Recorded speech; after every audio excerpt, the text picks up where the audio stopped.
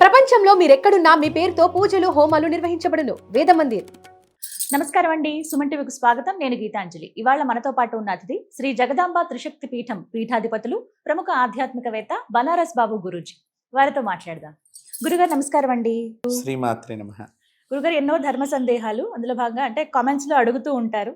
ఇలా అందులో ఎక్కువగా అడిగింది ఏమిటంటే, ఏ పని చేసినా కలిసి రావట్లేదండి, ఆర్థికంగా కూడా చాలా చితికిపోయాము, దైవ చింతన మాకుంది కానీ ఎక్కడో లోపం కలుగుతోంది, ఏవో అడ్డంకులు ఎదుర్కొంటున్నాము, ఏ పనిలోనూ విజయం అనేది రావటం లేదు, ఆర్థికంగా ఇబ్బందులు. ఇవన్నీ కాకుండా ఏదన్నా ఒక మంత్రం తెలియచేస్తారంటే అనునిత్యం మేము పఠనం చేసుకోవటానికి ఒక జపం లాగా చేసుకుని ఈ సమస్యల నుంచి బయటపడటానికి, విజయం సాధించడానికి, ఆర్థికంగా బాగుండడానికి ఏదైనా ఒక మంత్రం ఉంటే తెలియచేస్తారా? యాదేవి సర్వభూతేషు శక్తి రూపేణ సంస్థిత నమస్తస్యై నమస్తస్యై నమస్తస్యై నమో నమః.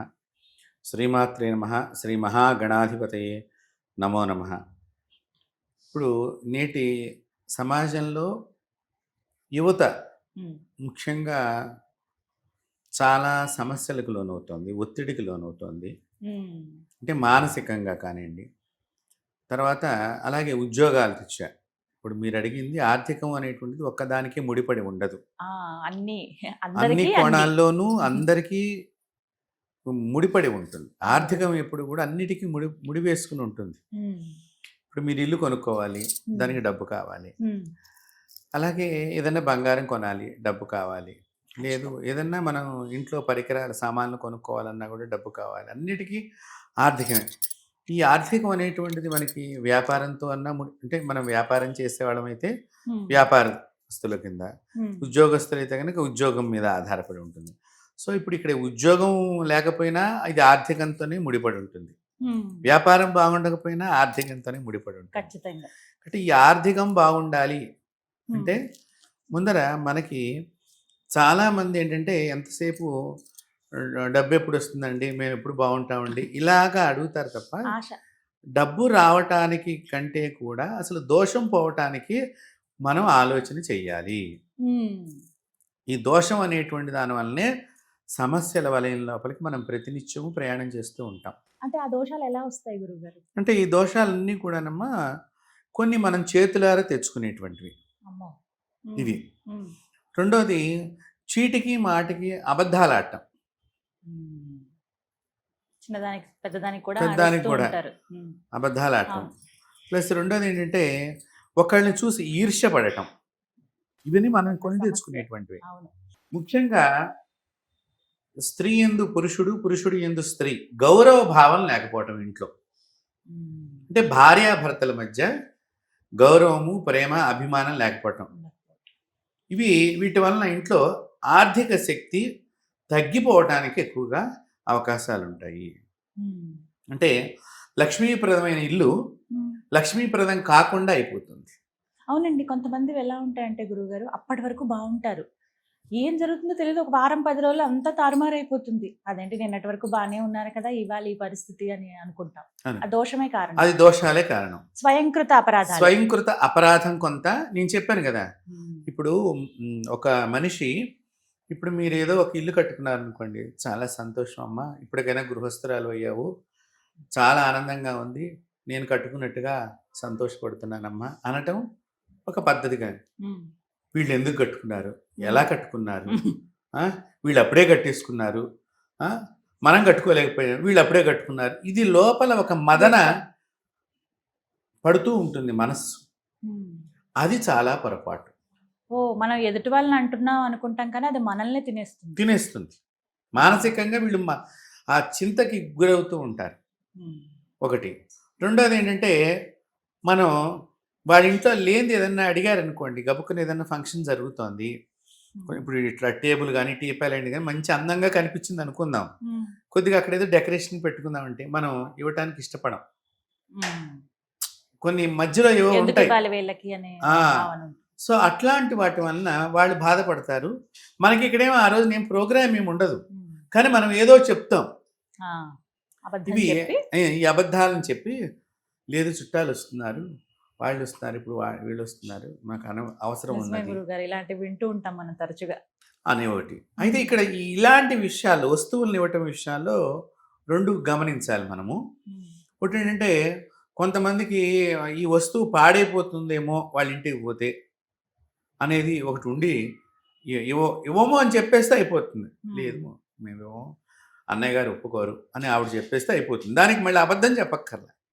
కానీ కొంతమందికి ఏంటంటే ఈ అబద్ధాలు అనేటువంటి దాంతోనే అనవసరంగా దేవతా శక్తిని వీళ్ళ దగ్గర నుంచి కోల్పోయడానికి వీళ్ళు ఆ అడుగులు వేసుకున్నట్టుగా అవుతూ ఉంటుంది. దీనివల్ల పూర్వజన్మ కర్మ ఎలాగో వస్తుంది కదమ్మా. ఆ పూర్వజన్మ కర్మ ఎలాగో మనల్ని కొంత దోషంలో పడేయడానికి ప్రయత్నం చేస్తూ ఉంటుంది. ఆ కర్మకు సరిపోగాక ఈ కర్మను మనం దానిలో జత చేసుకుంటున్నాం. ఇప్పుడు ఇంకా బరువు పెంచుకుంటున్నాం. ఇక్కడ ఈ బరువు పెంచుకుంటే మూలకంగా ఏమవుతుంది, తొందరగా మనం చితికిపోవటానికి మనంతటికి మనమే మార్గాన్ని ఏర్పాటు చేసుకుంటున్నాం. అంటే ఇవి చేయకుండా ఉండాలి. రెండోది ముఖ్యంగా మైలు పాటించేటువంటి విషయాలు. ఇంట్లో కనుక పవిత్ర భావన లేనప్పుడు ఆర్థికంగా కూడా చితికిపోతాం.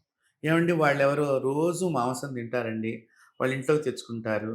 మీరు చెప్పినట్టుగానే మరి శవం ఉన్నట్టే కదా వాళ్ళ ఇంట్లో మాంసం రోజు వస్తే, కానీ వాళ్ళకి బాగా డబ్బులు వస్తున్నాయండి అని అంటారు చాలామంది. ఇది కూడా ఒక మాట మనం వింటుంటాం.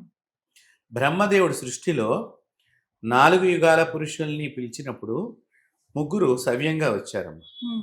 ఇది సత్యయుగం, త్రేతాయుగం, కృతయుగం, మనకి త్రేతాయుగం, ద్వాపరయుగం. సత్యయుగాన్ని మనం కృతయుగం కింద అనుకుంటాం.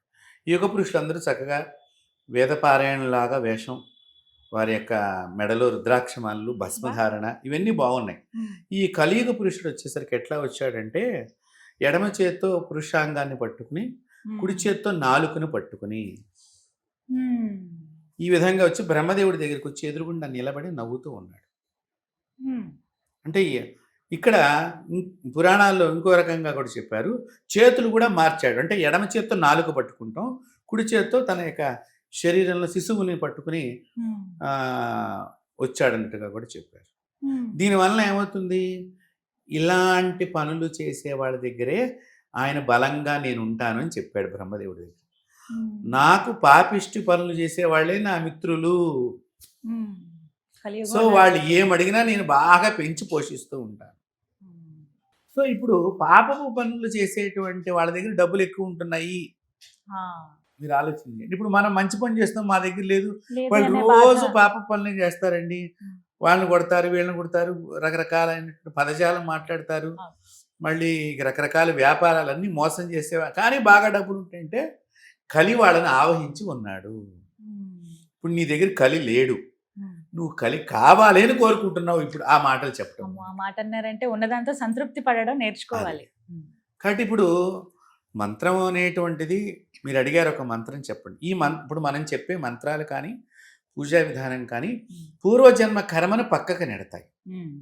అంటే గతం నుంచి తెచ్చుకున్న కర్మను మనం నెట్టేస్తున్నాం మంత్ర ద్వారా, శక్తి ద్వారా.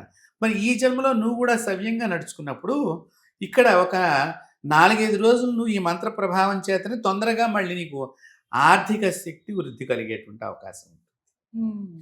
ఎలా కలుగుతుందండి అంటే అదే సమయంలో నువ్వు ఏదన్నా ఇంటర్వ్యూ నీకు రావచ్చు, ఎప్పుడో అప్లికేషన్ పెడితే ఆ టైంలో రావచ్చు కదా. కొన్ని అలా జరుగుతాయండి. మరి ఎలా జరుగుతున్నాయి అవి? జరగాలని అట్లే ఉంది. అదే భగవంతుడి యొక్క అనుగ్రహం. కాబట్టి దీని అంతటికి కూడా ప్రధానమైనటువంటి దేవత ఎన్ని కర్మలన్నిటిని కూడా సర్వనాశనం చేసేస్తుంది ఆవిడ. దుష్కర్మలన్నిటిని కూడా పూర్తిగా పటాపంచలం చేస్తుంది. మనలో నిష్ఠ గనక, మన మనసుని గనక చక్కగా నిష్ఠగా పెట్టుకున్నప్పుడు ఆ దేవత అమితంగా మనల్ని ప్రేమించేటువంటి దేవత. ఆ దేవత దుర్గా దేవత. ఈ దుర్గా అమ్మవారిని ప్రతిరోజు కూడా చక్కగా ఒక పసుపు వస్త్రం మీద ఆవిడ చిత్రాన్ని పెట్టుకుని మీరు దుర్గాదేవి అష్టోత్తరాన్ని, ఓం దుర్గాయ నమః అంటే, నేను మంత్రాలు గతంలో కూడా మీతో చెప్పాను, మంత్రాలు నేను టీవీ ముఖంగా ఎవరికి చెప్పను. అది సబబే. కాబట్టి ఈ నామావళి మంత్రం కావాలనుకున్న వారు తర్వాత ఎట్లాగో మనల్ని సంప్రదిస్తారు, అది వేరే విషయం.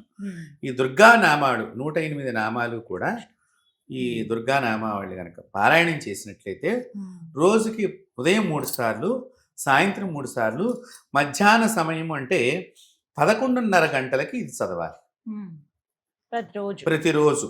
ఇలా 41 రోజుల పాటు కనుక వారు చేసుకుంటే వారి వారి కర్మలు కొంతమందికి 10 రోజుల్లో వెళ్ళిపోతాయి, కొంతమంది చివరి రోజుకి వెళ్ళింది. వారి వారి దోషాలను బట్టి ఆ అమ్మవారు కర్మల్ని పోగొడుతూ ఉంటుంది. పోగొట్టడం కాకుండా మీరు పారాయణం చేసేటప్పుడే ఎవరో ఒకళ్ళు ముత్తైదు మన ఇంటికి వచ్చి కూడా వచ్చి వాయనం పుచ్చుకునే విధానంగా కూడా అమ్మవారు చేస్తుంది. ఇలా జరుగుతుంది. జరుగుతుంది. ఇది సంకేతం. సంకేతం అంటే ఏంటంటే మీ కర్మ దుష్కర్మని పట్టుకెళ్ళటానికి ఏదో ముత్తైదు వస్తుంది. అలాగే అంటే కొంతమందికి ఇలా పట్టం పెట్టుకోవటం కానీ 3 పూట్ల ఈ విధంగా చేయటం కానీ కుదరకపోవచ్చు. వారికి ఏదైనా వెసులుబాటు? కనీసం 2 పూట్లన్నా చేయాలి. అంటే పూజా మందిరం దగ్గర కూర్చుని మాత్రమే చేయాలంటారా? పూజా మందిరం దగ్గర చక్కగా ఈ పుష్పాలు వీడికి అన్నీ కూడా పసుపు కావాలమ్మా. పసుపు రంగు వస్త్రము, పసుపు పూలు, పసుపు అక్షింతలు, పసుపు పళ్ళు నైవేద్యం కూడా. అంటే మన అరటి పళ్ళు కానివ్వండి, ఇలా బత్తాయి పళ్ళల్లో కూడా పసుపు రంగు ఉంటాయి, అవి కానీ సమర్పణ చేయటం. లేదు ఇవి లేదనుకున్నప్పుడు మనం పసుపుని అన్నం మీద కొద్దిగా పసుపుని ఇట్లా చల్లేసి అది నైవేద్యం పెట్టినా కూడా ఆవిడ ప్రీతి పాత్రలు అవుతుంది. ఇంకా నిమ్మపళ్ళు, పసుపు రంగుగా ఉన్న నిమ్మ పండును కూడా నైవేద్యంగా పెట్టవచ్చు. ఈ పెట్టినప్పుడు ఆవిడ తొందరగా ఈ యొక్క దుష్ట శక్తి యొక్క ప్రభావాన్ని కానివ్వండి, గత జన్మ తాలూకా దుష్కర్మను కానివ్వండి పోగొట్టేటువంటి ప్రధానమైనటువంటి పరదేవత ఈవిడ. ఈ దేవతను గనక మనం పరిపూర్ణంగా, అందుకనే మనకు ఒక కదలి వచ్చిన కనకదుర్గ అని అంటాం మనం, ఒక వాడుకలో ఒక పదాన్ని. అంటే ఏంటంటే మన కష్టాలను పోగొట్టడానికి ఆవిడ కదిలి మన ఇంటికి వేయించేస్తుంది. అది కదలి వచ్చిన కనకదుర్గ అంటే అర్థం. అది ఆ దుర్గ కదలి వస్తుంది మన దగ్గరికి. అంత మనకు అసలు తెలిసిపోతుందమ్మా. ఇది నిజంగా కనుక వాళ్ళు పారాయణం చేస్తే, మంచి మనసుతో పెట్టుకుని కనుక పారాయణం చేసినట్లయితే ఆవిడ తప్పకుండా మనకు ఆ చిహ్నాలు చూపిస్తూ ఉంటుంది. నేను చాలా మంది చేత అలా చేయించాను. అలా ఒకవేళ వాళ్ళకు అంటే ఇప్పుడు ఇది పేదవాళ్ళు కూడా చేసుకునేటువంటి, చాలా అంటే పేదవాళ్ళు కూడా ఎటువంటి ఖర్చు లేనటువంటిది చేసుకునేటువంటిది. సరే డబ్బున్న వాళ్ళు ఇంకా ఏదో వాళ్ళకి విజయం కావాలి, ఇంకా ఏదో వ్యాపారంలో కావాలని కోరుకుంటారు. ఏమంటే వాళ్ళకే దేవత ఎందుకు వరిస్తుంది అని అంటే, ఇక్కడ నేను ఒకటి చెప్తాను, వాళ్ళు అనేక కంపెనీలు పెడుతూ ఉంటారు కదమ్మా. ఆ కంపెనీలు పెట్టడానికి దేవత వాళ్ళని వరిస్తూ ఉంటుంది. తద్వారా కొంతమంది ఎంప్లాయ్మెంట్ అనేది జనరేట్ అవుతుంది కదా, వాళ్ళ బతుకులు నిలబడతాయి. ఆ విధంగా కూడా దేవత వాళ్ళకి, మనం అనుకుంటాం డబ్బున్న వాడికే అమ్మవారు డబ్బు ఇస్తుంది అనుకుంటాం. అలా ఆలోచన చేయకూడదు. అదే అంటున్నా, జీవితం ఇస్తున్నారు కదా, జీవితం అక్కడ వాళ్ళకి అక్కడ ఉద్యోగ వృద్ధి అనేటువంటిది జరుగుతోంది కదా ఉద్యోగాల్లో. కాబట్టి ఆ విధంగా. అలాగే ఇది ఉద్యోగంలో ఉండేటువంటి వారికి కూడా ఉపయుక్తం అవుతుంది. అంటే ఎరియర్స్ రాకుండా ఆగిపోయి ఉంటాయి. ఇప్పుడు బాగా చికాకు ఉంటుందమ్మా ఇంట్లో డబ్బులు లేక, వాళ్ళు ఎరియర్స్ ఏవో రావాలి. ఆ ఎరియర్స్ రానిటువంటి వాళ్ళకి కూడా ఈ పారాయణం చేయటం మూలకంగా గవర్నమెంట్ దగ్గర బాకీ ఉండిపోయిన ఎరియర్స్ అన్ని సడన్గా సంప్రాప్తం అవుతాయి. ఒక శిష్యురాలు, ఆమె చాలా బాధపడుతుంది. ఒక రోజు నుంచి గురువుగారు మీరే నాకు ఎట్లాగైనా పెన్షన్ వచ్చేట్టు చేయాలి అంది. నేను ఆవిడ గురించి జపం చేశాను. ఇప్పుడు ఆవిడ పెన్షన్ పడింది. కానీ భర్త చాలా ఆపదల్లో చనిపోయాడు. ఆయన పెన్షనే తీసుకోలేదు. భర్త పోయిన తర్వాత దగ్గరగా ఒక 5-6 ఏళ్ళకి ఆవిడకి పెన్షన్ వచ్చింది. అంటే ఏంటి, ఈ దేవత అలాంటి దేవత అన్నమాట. అడ్డంకులు ఏవైనా ఉన్నా అవి తొలగిస్తుంది, వరాలను అందిస్తుంది. అంటే ఏంటి చూడండి, ఇప్పుడు భర్త పెన్షన్ అందుకోలేదు, చనిపోయిన 5-6 ఏళ్ళకి మీకు పెన్షన్ వచ్చింది. అప్పటిదాకా రోజు తిరుగుతూనే ఉంది. చాలామంది చేత రికమెండేషన్ చేయించుకుని ఎట్లా వస్తుందో అని అక్కడిక్కడ తిరిగింది. అవసరమైతే వాళ్ళకి ఏదన్నా ఇచ్చే సరే పని చేయించుకుందాం అన్నట్టుగా కూడా ప్రయత్నం, కానీ ఆవిడకి లభ్యం కాలేదు. చాలా కష్టతరం అయిపోయింది. ఎప్పుడైతే నేను ఇది చేసిన తర్వాత ఆవిడంతటి కాబట్టి నాకు గురువుగారు పెన్షన్ పడిందని వార్త చెప్పింది. పోలేమ్మ ఇంతకాలానికి నీ బతుకు దోషం పోయిందని నేను మనసులో చాలా సంతుష్టం. కాబట్టి ఈ దుర్గాదేవత చాలా ఇలాంటి మీరు అడిగినటువంటి విజయాలకు కానివ్వండి, ఆర్థిక వృద్ధి ముందర మనిషిని బాధని తప్పించేటువంటి దేవతల్లో ప్రధానమైనటువంటి, సులభంగా శుభంగా మనకు వశ్యం అవుతుంది దేవత. ఆ దేవతను ఆరాధన చేస్తే అందరూ కూడా సంతుష్టి అవుతారు. చాలా చక్కగా తెలియజేశారు. అంటే నాకు ప్రధానంగా మీరు చెప్పే విధానంలో అండి ముందు అసలు ఆ సమస్య ఎందుకు వస్తుందో చెప్తారు. అవును. అసలు అంటే అవన్నీ మనం ఖచ్చితంగా మార్చుకోవాల్సింది. అవును. మార్చుకున్న తర్వాత ఏదైనా మనం ఈ పూజలు ఇవి చేస్తే అవి త్వరగా ఫలిస్తాయి. అవును, అవును. చాలా చక్కగా వివరించారు గురుగారు. ధన్యవాదాలండి. నమస్తే.